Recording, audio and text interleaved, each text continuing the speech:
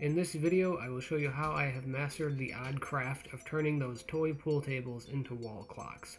Let's scratch on the brake and get started.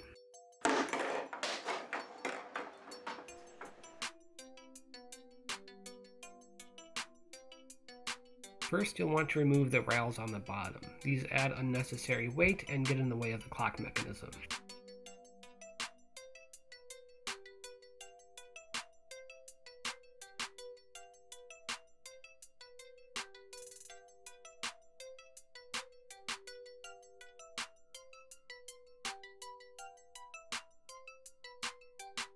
For this clock, I'll be using the left half of the table, and I'll use some masking tape to kind of divide it.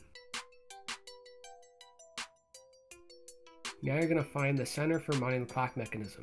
I used a combination of calipers and a ruler to get it close to perfect.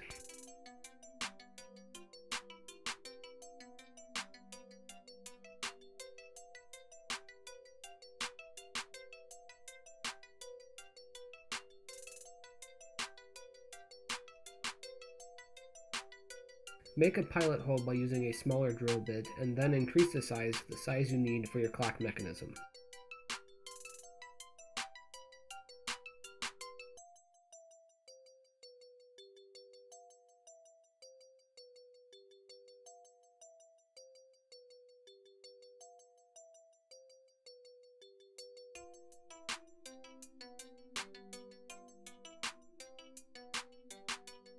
After making sure the clock fits through with no problem, you can go ahead and tighten it using a nut driver. Setting the hands at high noon ensures accurate timekeeping.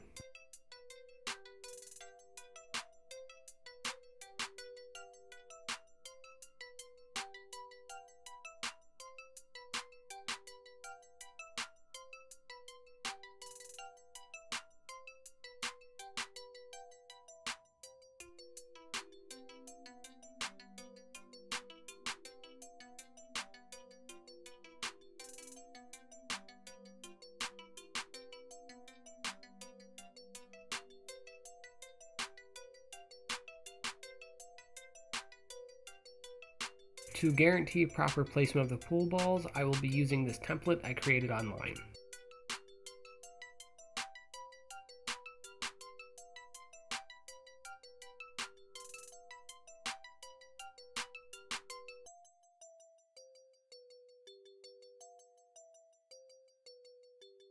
With my drill, I will now add holes using the template as a guide. The holes drilled depend on the size of the hardware you wish to use in the next step.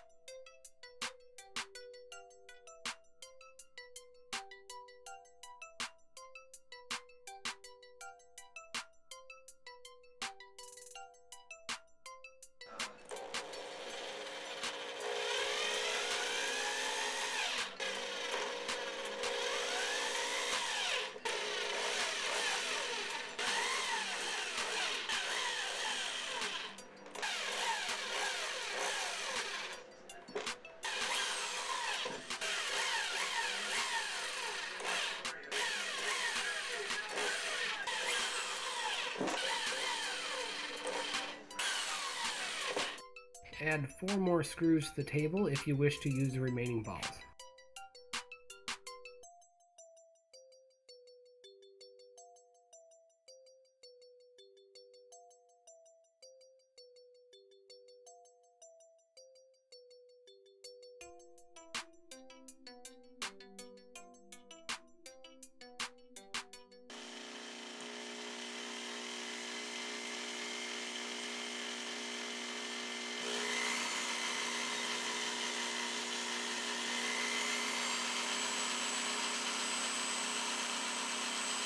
So now that there is a hole drilled in the ball, you can see that the ball slips right over the screw, and it's pretty snug and flush up against the table as well, and you can see that it hides the screw perfectly.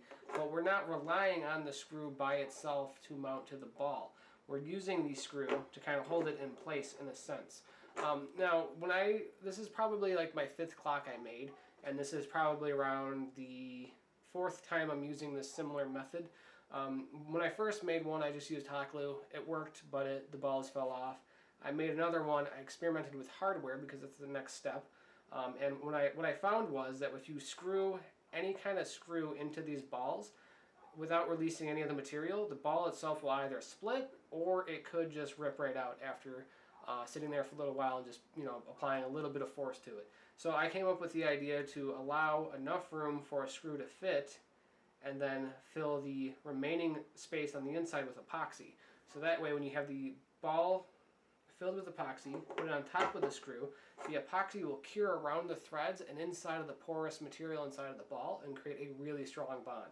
Now, you could probably experiment with drilling into these and seeing if you can get some threads in there or something, tapping it out, but I have had no luck with that, and this is the best way to go.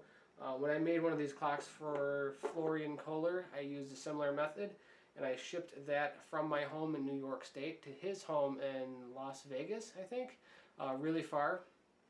And everything survived the trip except for the table surface itself. The surface itself actually fell in, but all the balls were still intact and mounted where they should have been. It was a really easy fix. He just had to push it back up. But if I used the method of just screwing a screw into the ball without drilling out a hole first, it probably would not have made that trip. But yeah, so this is just the method I prefer. You can experiment with this and see what you want to do yourself, but I like this method. And it is a bit time consuming, but overall I think it works out the best. So let's go ahead and continue drilling the rest of these balls.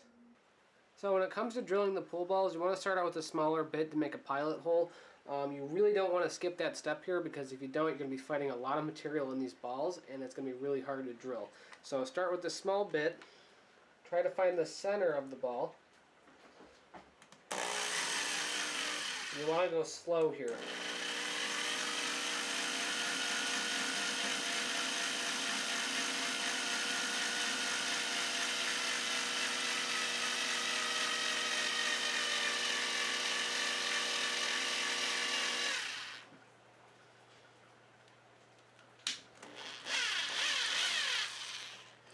So I went about that deep, which should be more than enough.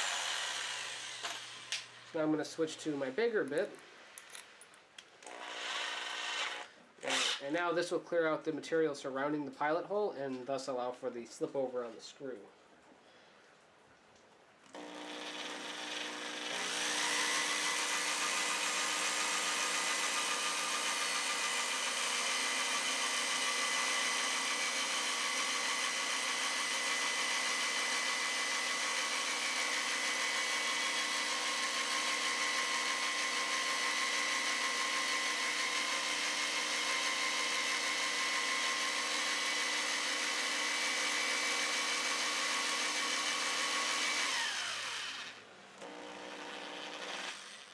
And that should do it. Now a drill press here would be ideal, but I don't have one, so I have to go by hand. Also, I put a cloth around my vise to prevent any damage to the ball. And now just go ahead and knock out the dust that I'm sure you don't want to breathe in. And you got a nice hole there. And if we bring it over to the table, just for a quick prop, you can see that it slips over perfectly and is flush. It'll go right over here. And you just keep doing this until you get all your balls done. The tedious step, but worth it. Now mix up some epoxy to fill the holes and slip it over the screws.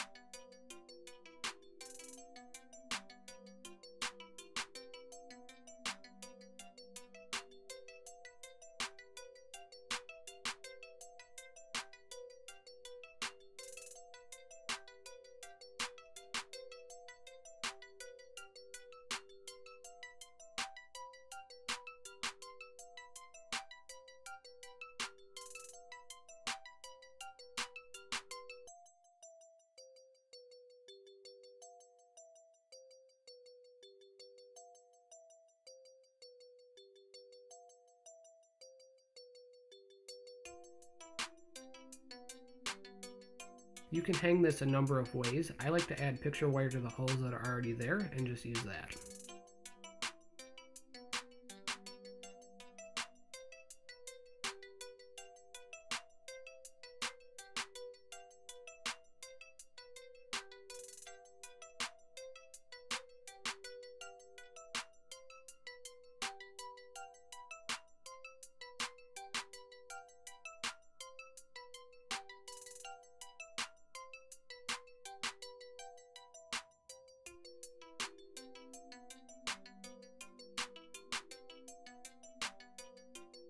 All that's left to do now is clean the surface and hang it up. Thank you so much for watching. Subscribe if you'd like, and I will see you next time.